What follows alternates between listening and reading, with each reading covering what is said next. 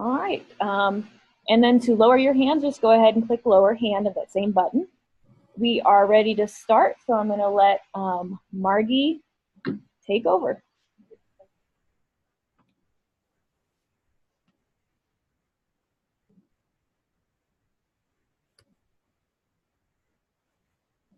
Okay.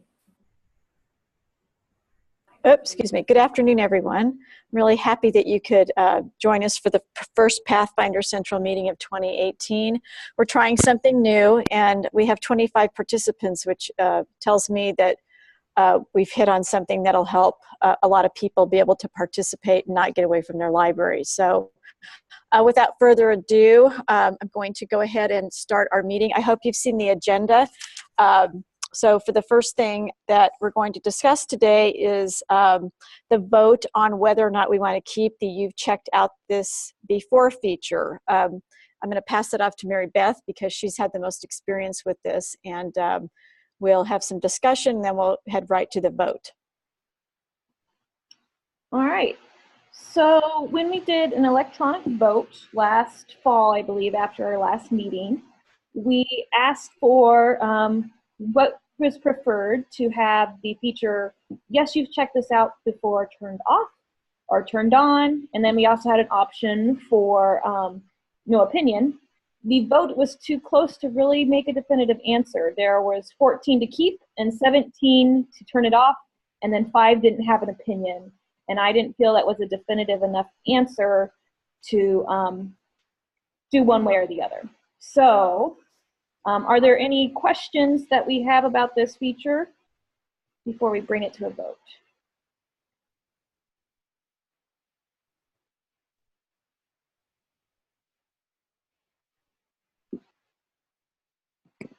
You can put the vote, you can turn on your microphone if you'd want, or you could also just type it in the chat box.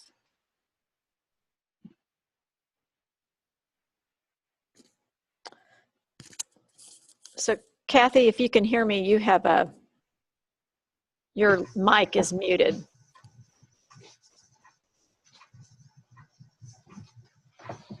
This is Brenda. Can you hear me? Mm-hmm. Okay. I am not a proponent of leaving it. Most of the time, it's children's books. Children do not care whether they've checked it out or not. It slows down the process. The interlibrary loan account, we check the same book out there. It's irrelevant to me. Most of the people who want to know if they've read a book will ask, and it's in the circulation tab there, so that you can look at their history and see whether they've read it. I just think I don't care for it because it just slows the process down a lot. Okay, so we've had a couple of comments. One just to keep the feature, but Marilyn from Ray Hobson commented that some of her seniors can't remember what they've read, and for her it's helpful when she is checking out for them.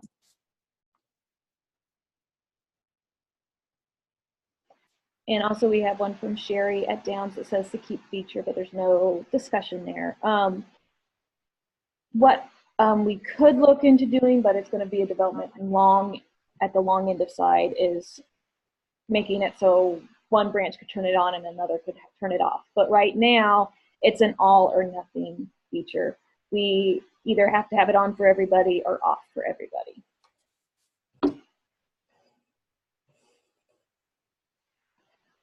Now we have another comment that says that they hate the feature. One is, how does it, this is a question for the group, how does it slow down the process and they don't find it that difficult? Have any response to that?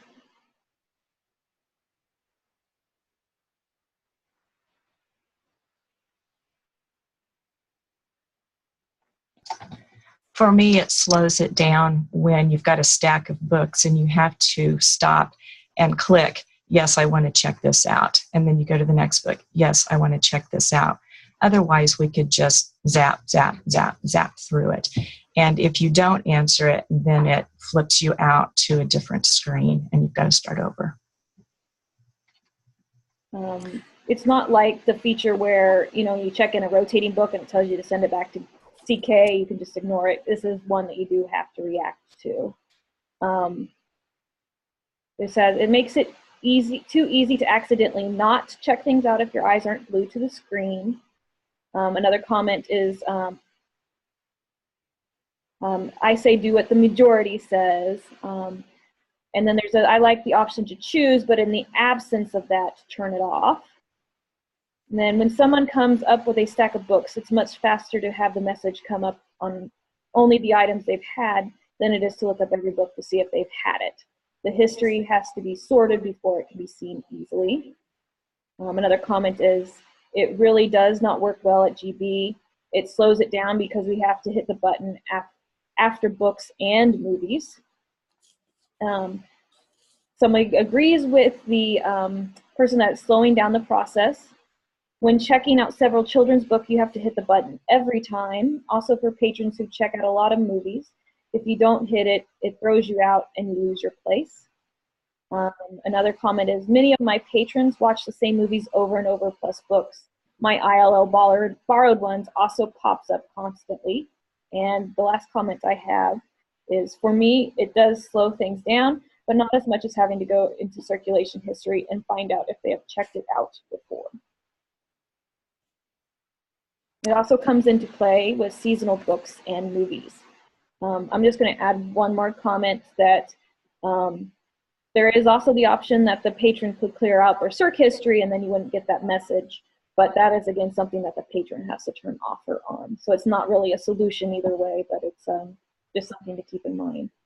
Yeah, and I do think one thing to note, because while I was kind of looking into the development of this feature, a lot of places that use self-checkout, you can imagine this would be really helpful to patrons, but since we don't really have that, I can see where it's a problematic for most of you that to have a lot of checkouts. So anyway,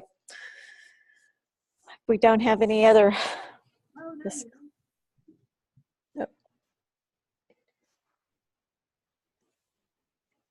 There is another comment. It does not ensure patron privacy either. That is something also to consider if this is a group checkout. I'm guessing, Amy, this is what you mean. If it's a group checkout, then it pops up and shows what anybody on that group has checked it out. I think there are ways that this could work, but I don't think the feature is there yet. I don't really have an opinion one way or the other, but I know that if you know, if we come a consensus, but there's still people that wanting it, we could work for, you know, something later on that we could bring it back. Or if we have more people want to keep it, but there's people that don't, we could still work to see if we could get it turned off on some. But that's going to be a long way down the road. It's not something that can just immediately happen.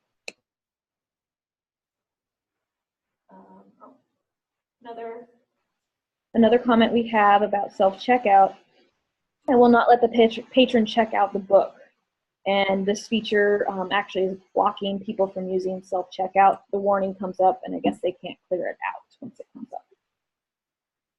That's something we should look into, Jan. I'll make a note of that because but I don't know if that's working properly. That to me sounds like a bug, but it's something to keep in mind, that for places that have self-checkout or have been hoping to start using self-checkout, that this feature is preventing it from working.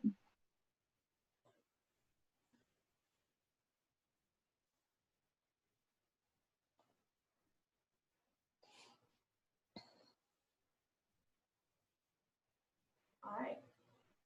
Is there any more discussion?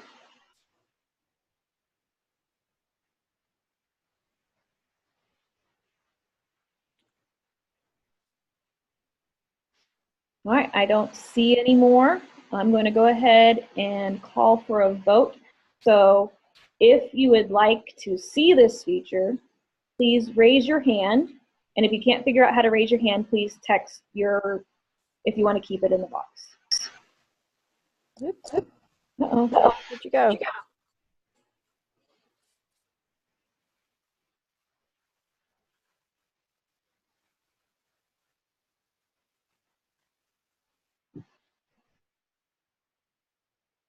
Just a second. I gotta bring your boxes back up. Hang on a second.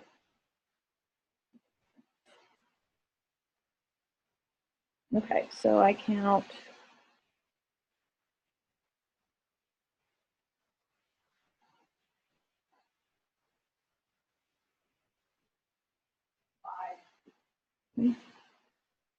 And all right, please lower your hands for those that have voted.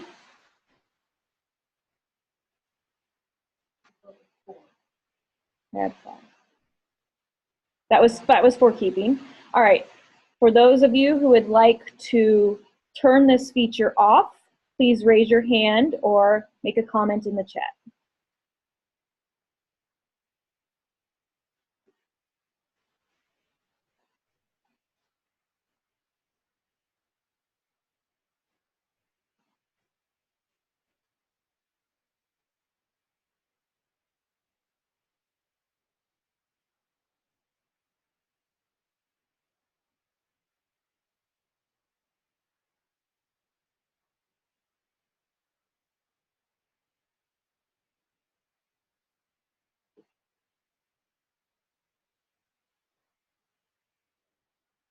All right, so there's been some confusion in the chat box. So right now we are raising our hand if you want the feature to be turned off.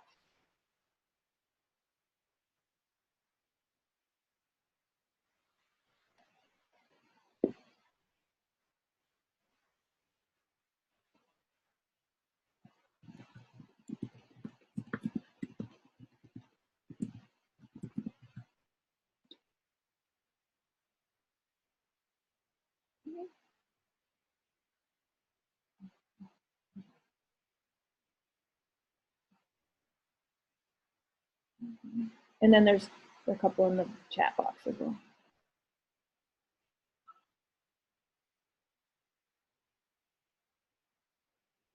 We count 13 in the chat.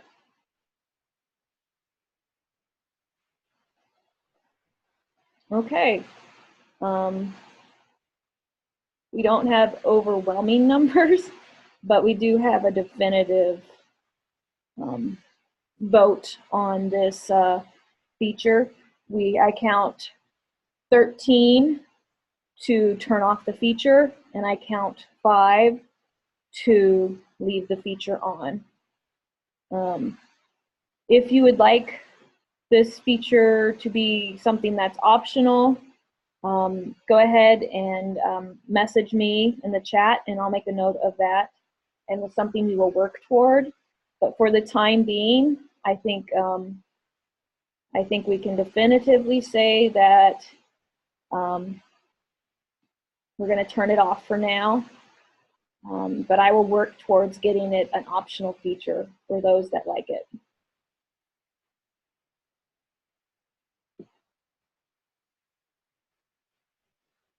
Looks like there's a lot of desire to have it at least optional. So I will see what I can do to get that in the works.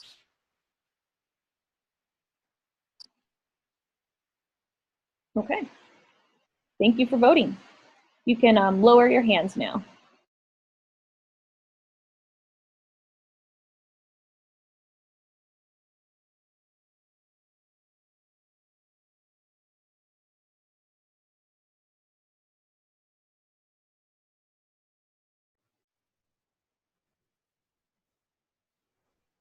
Okay, so glad we got that finished and we can move forward. And again, we'll look into some discussion with Bywater to see if this is something we can maybe work toward as being optional in the future. All right, so the next thing on our agenda is we're going to do a one patron, one account overview.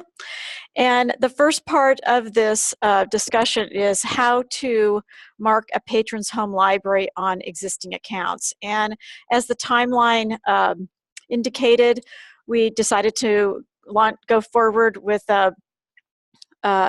choosing one patron account over having multiple patron accounts. Of course, there is the exception of Frank Carlson in Concordia. They have opted out of this program, so all of their patrons will have notes in the field, and if a patron goes into their library, they will have to have a Frank Carlson card. So for the remainder of the discussion, Frank Carlson is not participating in this program.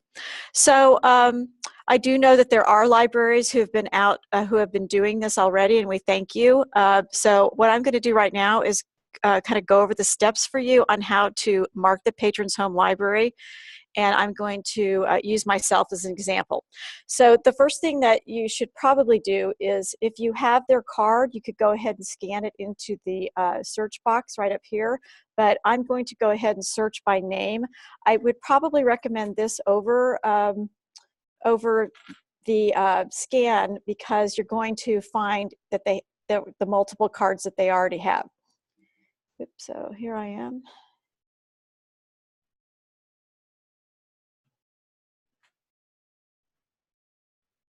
So I happen to have 2 accounts, and for sake of discussion today, I'm going to choose my Margie Shepherd card.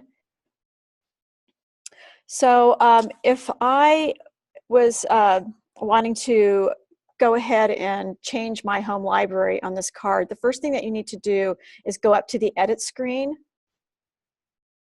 and you'll see a number of boxes that describe the different areas that should be populated for your patrons. As I've been out in the system and looking at different cards, I've noticed a lot of these fields in this are not populated. So we really would like you to try to make a concerted effort to try to at least get some contact information for your patrons, be it an address, a phone number, or an email. And I know there's a minimal amount, but you know, it's really difficult if we can't contact our patrons, if we're trying to inform them of holds being in the library, or you know, if they've lost materials or they have overdues. So I know each of you have your own policies, but you know, try to work on trying to populate these fields.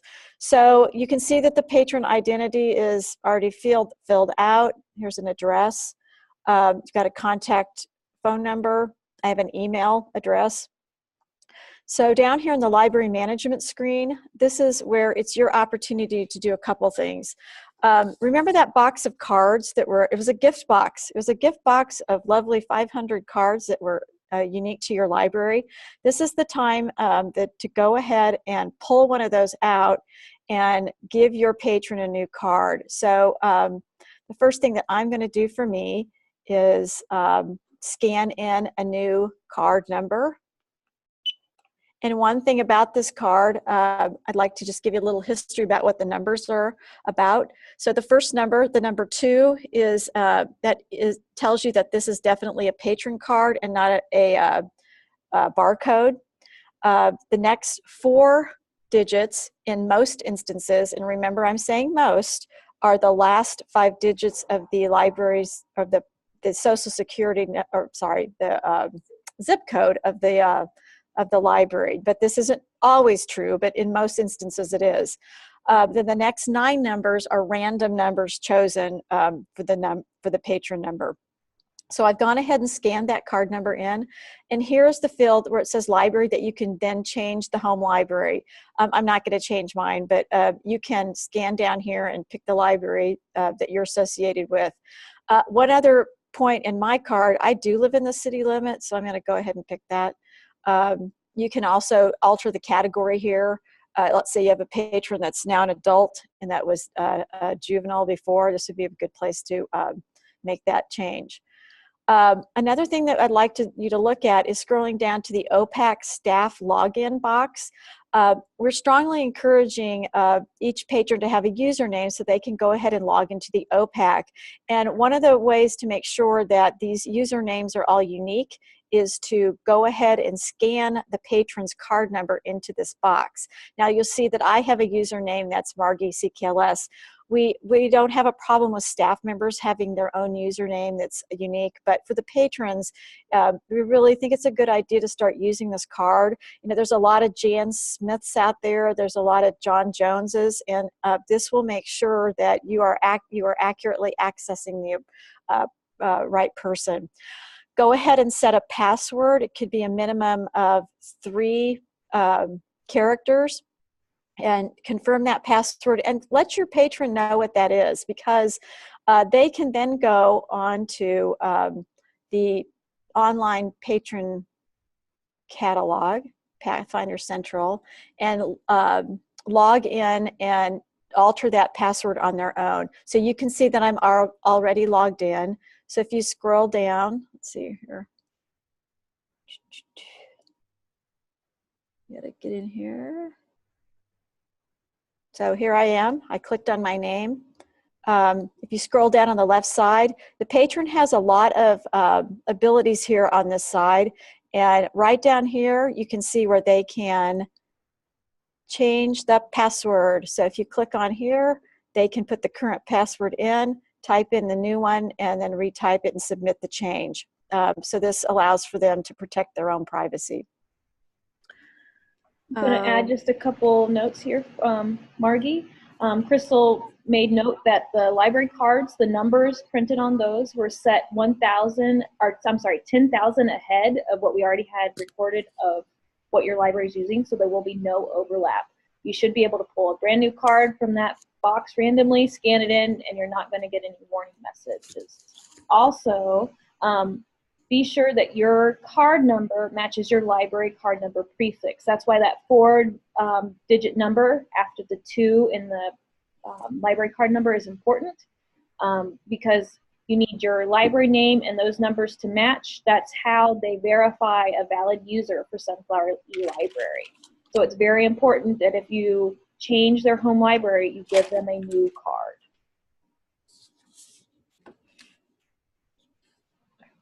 So then, are there any other questions? Okay, so another part about changing this home library is that we're going to be doing the backside work on deleting the extra patron cards, or accounts rather. So this is a time when you have this box open, you can put into the circulation note that CKLS is the home library. So after you've worked in all the boxes that you need to populate, go back up to the top and save it. So now you'll see that on the right side, there's a note that says CKLS is the home library, and the Central Kansas Library System, I think when someone made this card for me, they also noted that. So the reason we would like you to do this is, as we're going to go in and clean these up, if I had another card, I would, as we're looking, we can tell which one is dedicated to that particular patron. So just make sure that you take time to do that. I do know that if you put it in the notes field, the person that created that note is the only one that can delete it, so it's probably easier to have this done in the message section of the patron information. Are there any questions or comments about this? So after you're finished, make sure that you give your patron their card so they can start using it. There's a lot of apps on phones now where they can scan this barcode in to their phone and keep their library card right in their pocket. I use that a lot for the different cards that I have with barcodes, and I'm pretty sure the CKLS library card is one that you can save that as well. So, I mean, rather the Pathfinder card. And I do have a question. It's from Kathy at Bison. So we can change another library's record to ours, is the question. We're going to get to that next. Okay, that's the next question, Kathy. Yeah. All right. So the next part of the agenda is going to talk about a new patron versus editing an old account from another library. So I happen to have another account. So one of the things about this is, if you're going to edit an account that's associated with the patron, you need to be absolutely sure that the person's account that you're editing is the one that you're intending to edit, if that makes sense. So I'm going to go ahead and put my name in here and find my other account. Okay, so for this sake of argument, I'm going to use my other card. So here I am. I got my Margaret M. Shepard card, and you'll notice the names on my accounts are unique. I have my Margaret M. Shepard and my Margie Shepard. So if you are searching, if you know the proper surname and the proper first name, you'll be able to isolate these. But if you put the last name in, you'll find all the accounts that are associated with that person. And you're just going to have to do a little bit of work to find out, to make sure that the person is definitely the one that you're working with. But there is absolutely no problem with editing an existing account. What you need to be careful with is if you're editing someone else's account, that you do make a note in the message section that says that this patron has chosen this particular library as their home library. So in this instance, it's the same situation as it was with how to mark a patron's home library. You can go into the edit field, take the library card from your particular library, go down into the library management field, assign the patron a new card number that's from your library, change the home library. So I can change this to CKLS and scan in the new code, the new account number. You can go ahead and make whatever notes that you'd like here in the circulation note, or add that note in the field after you save the information. Again, try to remember to alter the username and create a password so that patron has new access to the OPAC. Let's see. The other part about this is you may encounter patrons with 4 or 5 cards, and I've been in the process of trying to give you a sheet of patrons in your library that have duplicate cards, but I have to be honest, if I had to put it on my list of 10 things to do, it's number 10. But we have had about 4 libraries recently that have contacted CKLS to delete old patron accounts, and these are old and expired. So for the state of Kansas recommends deleting accounts that are expired for more than or equal to 3 years. And this is easily done. Bywater can do that with a lot less effort than we can. So if you're interested in doing that, please let us know. We'll be happy to put a ticket in and kind of think about the parameters of this. We've had libraries just finally delete all patrons that have long lost overdue items. They have things checked out, and the tricky guarantor-guarantee relationship. And within hours, they can remove quite a number of accounts. It would take us probably days. So if you're interested in doing that, please contact us. And if you also have patrons that have aged up, they're now adults, and they want to break that guarantor-guarantee relationship, please let me know. There's a few steps that you can take to do that. We used to think that this is really impossible to do, but it's not as hard as we thought. So please let me know. And Margie, we have a couple questions in the chat. Am I unmuted? Yes, okay. Dixie offers that it might be a good idea to date your message as when you mark when they pick the home library. That's a very good point. Thank you, Dixie. And Crystal is asking, can you show us how to make a message on the account? So you showed the circle. Yes. Can you show the message, please? I can. The other thing Dixie brings up is really great. I would also put either your name or initials on there. That would be, you can put initials. We'll be able to figure it out. But I think that's a really good idea to do that too. So, okay, let me go to my other account. And I can use my new library card.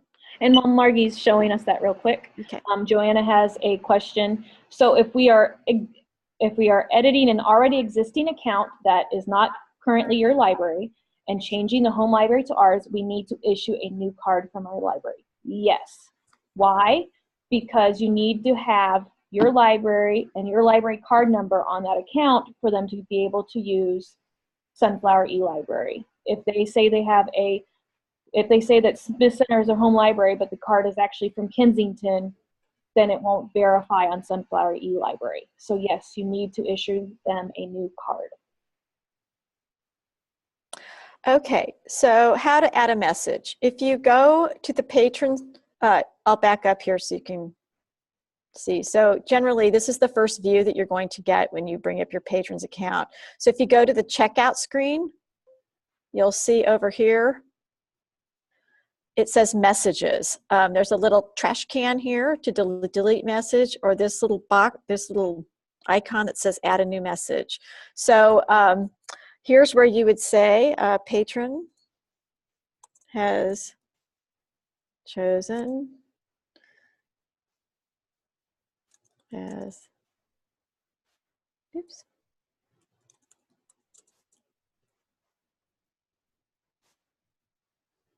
And then I'm going to put my initials and the date, which is 2/6/2018. Oops. And then you'll notice here that this is add a message for the staff. It is an internal note. The other option would be OPAC, and that's not necessary. And then the select note is, we just leave that at select note. We just leave it as the predefined notes. And then you go ahead and save it, and you'll see that it's here in the message section. So if you want to delete this, you can just as easily delete the note by clicking on the trash can. And it will ask you if you want to do that, and say okay, and it disappears. So you're probably wondering, do I have fees and charges? That's kind of a test. So we'll talk about that probably some other time as we're going further on down the road with our Pathfinder updates and etc. So speaking of which, the timeline for the record and patron cleanup, we've decided amongst ourselves here that as of March 1st, we will start to clean up those duplicate patron accounts that have been noted.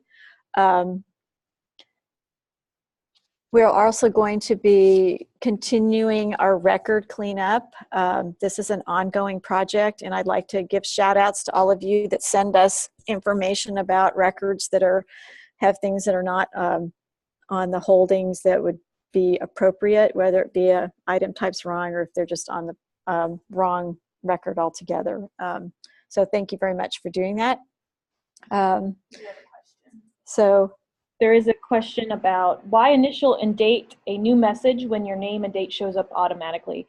The library shows up automatically, right. But if you have like a circulation login, we want to make sure that you have an initial. So should something come up that we think is wonky or we have more questions, we can narrow it down to that library and then the specific staff member as well.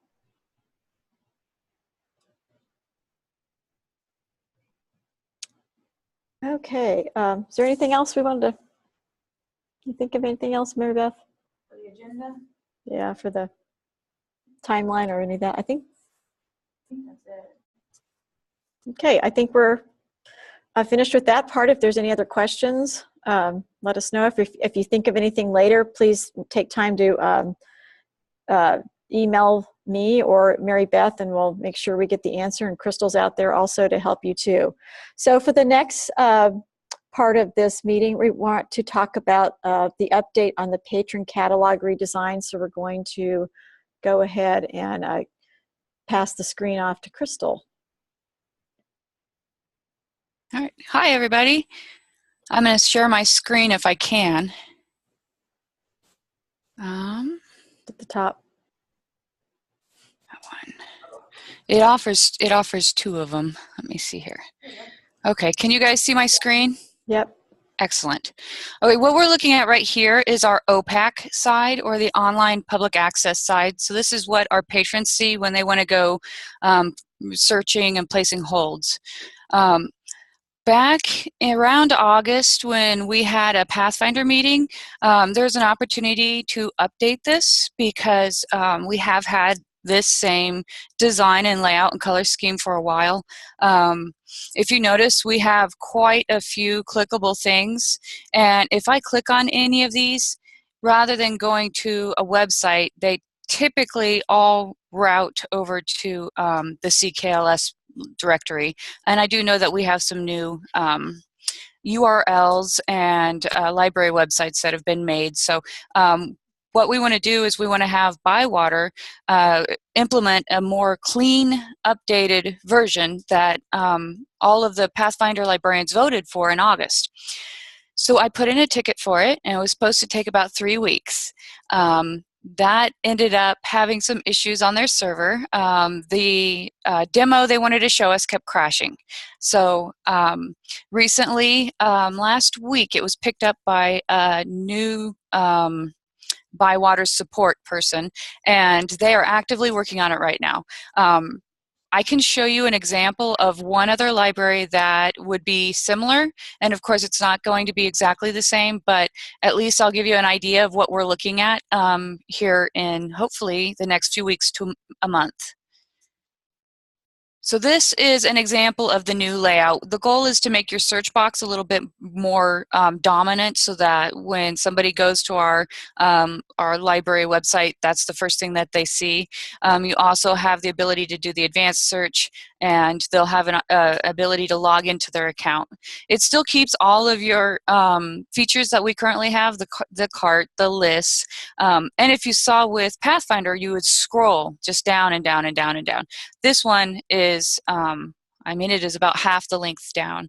So this is kind of a visual of what we'll be looking forward to, and we'll make sure to keep you guys abreast of what information they tell us and when the timeline is for implementing it. Do we have any questions about it? Okay. You have one? Okay. When a patron logs in, can we have an option that the search box remains at all libraries instead of their local library? Kathy, that is a great question. One of the reasons why we're doing a demo and having them show us is so that we can tweak it if possible. And if we can, I can ask them to provide that option if they're able to. I'm not 100% certain if they currently have it set up that way, but I will certainly ask if we can have that feature.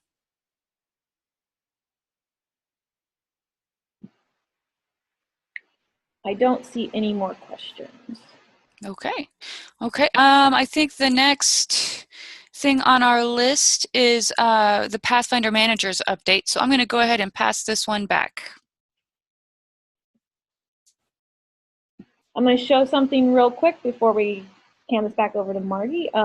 These are what the new Pathfinder library cards look like. Back before 2010, there was some older cards that were mostly brown with some yellow on them. Those are the older cards.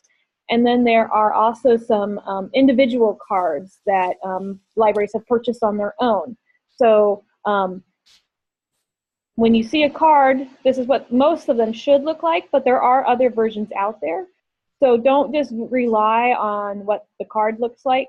You can always scan in the barcode into your system. If there's an account attached to it, it'll pull it right off.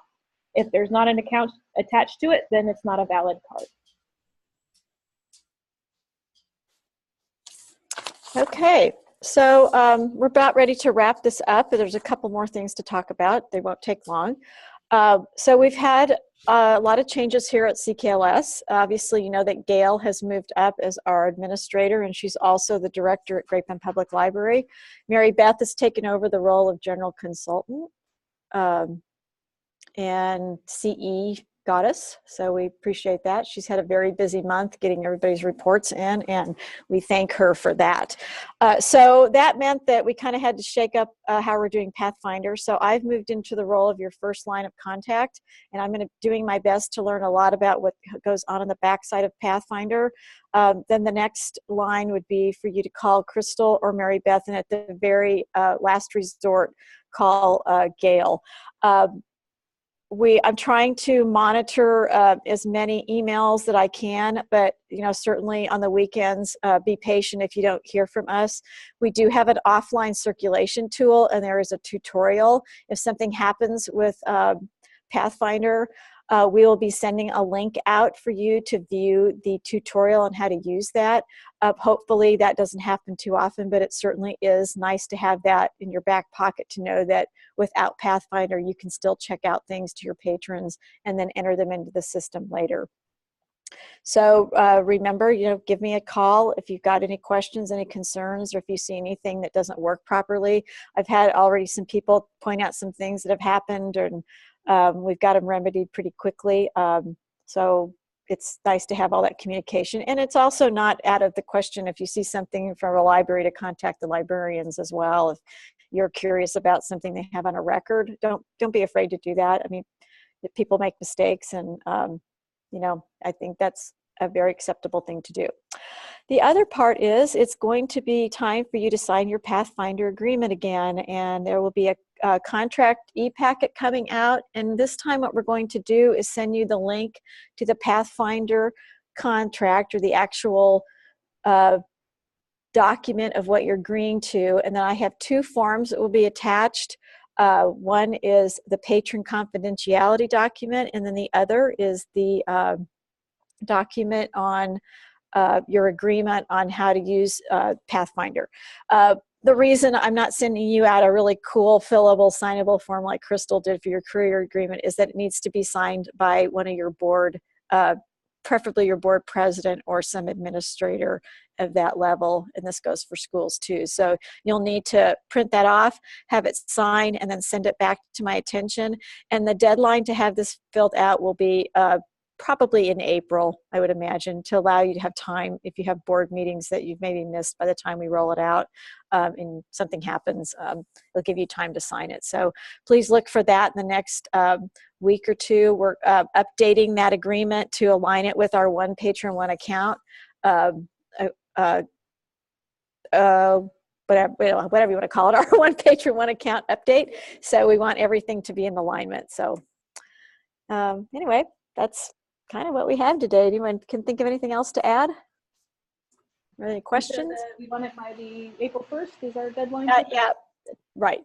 Okay. April 1st, but that's also subject to when we get it out. So. Okay. I don't see anything else. Are there any more questions?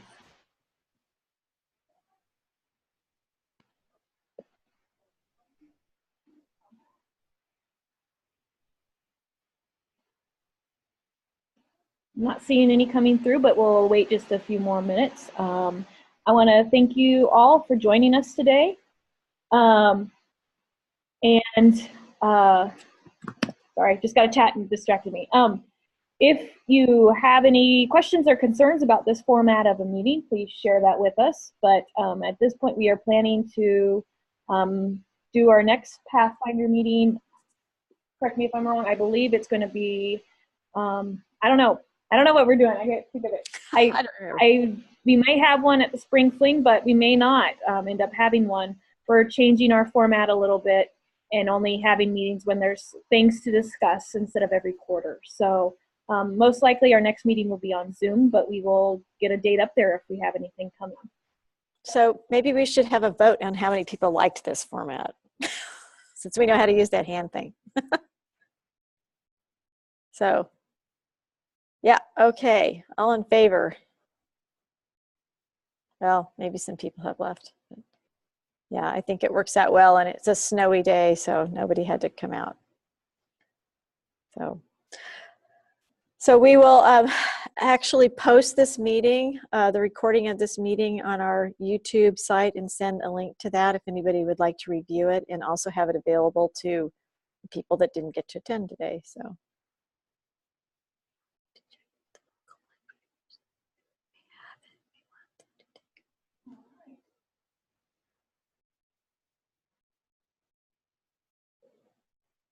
Well, and again, if you have, I'm not muted. Oh, you're muted. There you go. If you have any questions, don't hesitate to call one of the 3 of us. Margie is the manager-in-chief, but we'll make sure that one of us gets you answered as soon as possible. And I will get this. I have been recording this, so I will post the video and the chat and my notes from this meeting up as soon as I can. So look for that as well. And that's all we have for you.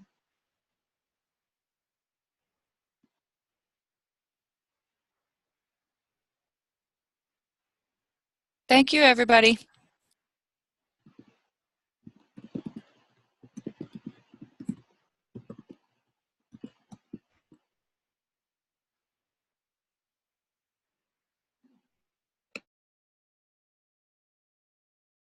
For how many years?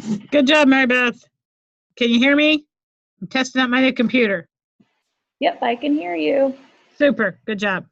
Thank you.